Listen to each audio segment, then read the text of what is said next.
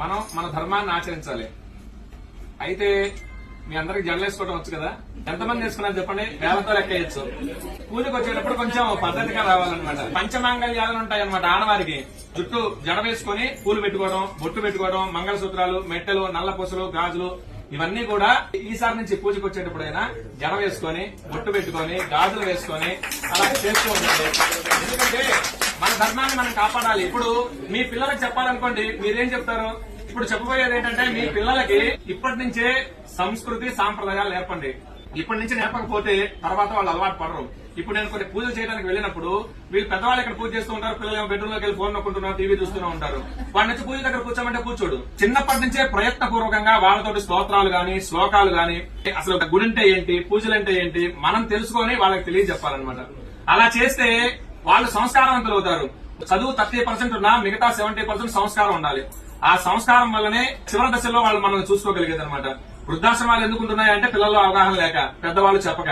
అయితే ఇతర మతాల వాళ్ళు ఆ పుస్తకాలు గాని, వాళ్ళ మతాల గురించి గాని వాళ్ళు ప్రచారం చేసుకుంటూ ఉన్నారు. కానీ ఎంతమంది ఇళ్లలో భగవద్గీత గాని, భాగవతం గాని, రామాయణం గాని, ఈ ఇతిహాసాలు గాని, పురాణాలు ఎంతమంది ఇళ్లలో ఉన్నాయి? ఒక పుస్తకాలు ఎంతమంది రోజు కనీసం ఒక్క శ్లోకం చదువుతున్నారా? వెరీ గుడ్ అండి. తర్వాత భగవద్గీతకి సంబంధించి ఒక శ్లోకమైనా మీరు చదువుతున్నారా? పిల్లలకి నేర్పిస్తున్నారా? లేదు.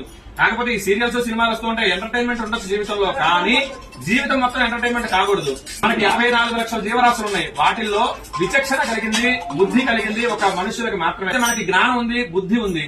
మనం హిందూ ధర్మంలో పుట్టినందుకు ఖచ్చితంగా మన హిందూ ధర్మాన్ని పాటిస్తూ ఒకళ్ళ మతం మారకుండా కాపాడే విధంగా మనం ఉండాలన్నమాట.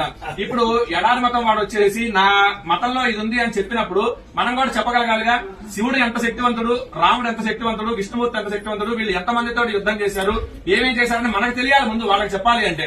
లేదు అంటే వాడు చెప్పేది నిజం అనుకుంటాం. కాబట్టి మనం నేర్చుకోవడం, కొంత సమయం భక్తికి, పూజలకి కేటాయించండి. అలాగనే ధర్మం తెలుసుకోవడానికి, ఆచరించడానికి కొంత సమయం కేటాయించండి. అలాగనే మీ పిల్లలకి కూడా చెప్పండి. పిల్లలకి ఇప్పటి నుంచే మొదలు పెడితేనే వినగలుగుతారు. నాకు తెలిసి మీ పిల్లలందరూ చిన్నపిల్లలు అయి ఉంటారు. మీరు కలిగిన కుర్చీలో కూర్చున్న కింద కూర్చున్న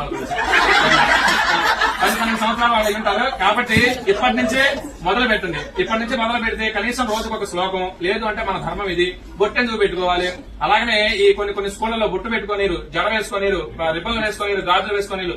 ఇప్పటి నుంచి ఇట్లా మొదలైతే ఇక పెద్ద అయిన తర్వాత అసలు వాళ్ళు మన మాట ఎందుకనమాట. వేరే మతాల వాళ్ళని పెళ్లి చేసుకోవాలన్నా కానీ దానికి వెనకాడరు. మన ధర్మం గురించి, అలాగనే మన ఆచారాలు, సాంప్రదాయాల గురించి నాన్నలకి, అమ్మమ్మలకి తెలిసి ఉంటుంది. వాళ్ళ దగ్గర నుంచి ఇవన్నీ కూడా రావాలి. అవి కూడా పిల్లలకి అలాగనే నేర్పిస్తూ రండి. మీరు నేర్చుకోండి. రోజు కొంత సమయం దేవుడికి, అలాగనే మన ధర్మానికి కేటాయించండి. జై శ్రీ.